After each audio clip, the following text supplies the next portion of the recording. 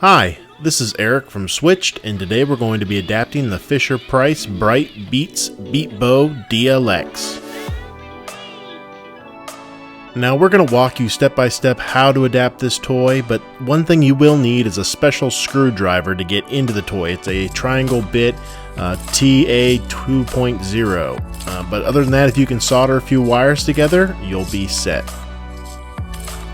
So we're going to start by turning the toy upside down, and that will reveal 4 screws that we need to remove.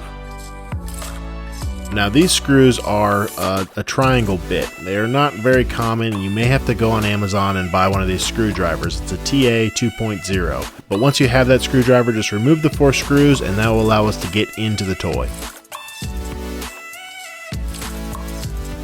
Next, we need to remove the 6 screws around the perimeter of the toy, and these are just a Phillips head.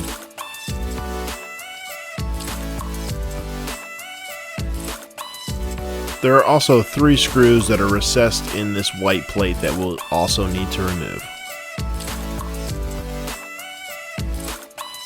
Once all the screws are removed, pry up this white plate and that will reveal all of the wiring. And we'll need to remove this connector that attaches to the circuit board. Next, we'll need to snip off the connector. These wires are going to be what we're going to connect our 3.5mm headphone jack to, so go ahead and kind of separate them and pull them apart. Makes it easier to work with.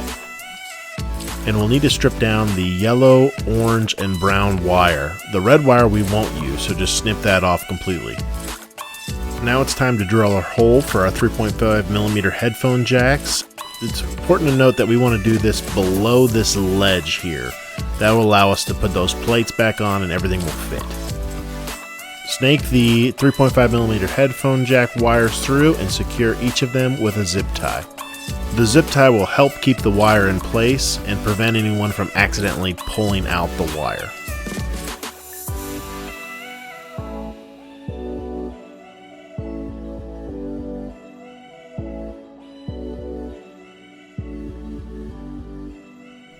Give both your headphone jacks a good tug to make sure they're secure. Using the headphone jack that's closest to the red button, attach one of those wires to the yellow wire that we snipped off earlier, and use some electrical tape or some heat shrink wire covers to protect those connections. Next, using the 3.5mm headphone jack that's closest to the orange button, solder one of those wires to the orange wire. Use some heat shrink wire covers or some electrical tape to protect those connections.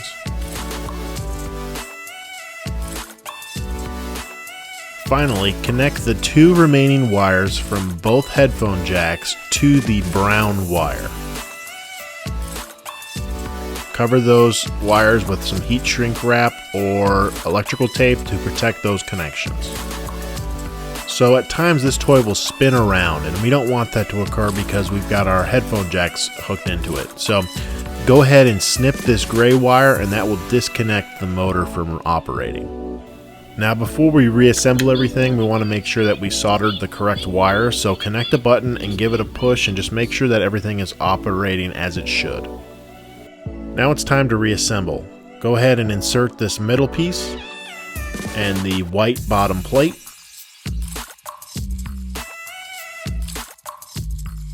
Now remember that this white plate used Phillips screws, and go ahead and reinsert the 6 outside screws, as well as the 3 inner screws. Reinsert the middle ring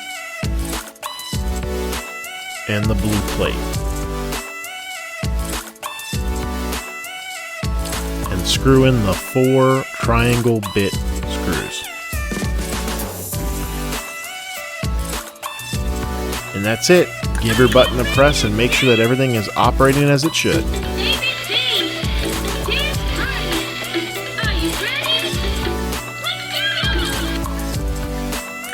Switched Adaptive Toys, making play possible. For more information and additional toy manuals, visit us online at www.switchtoys.org.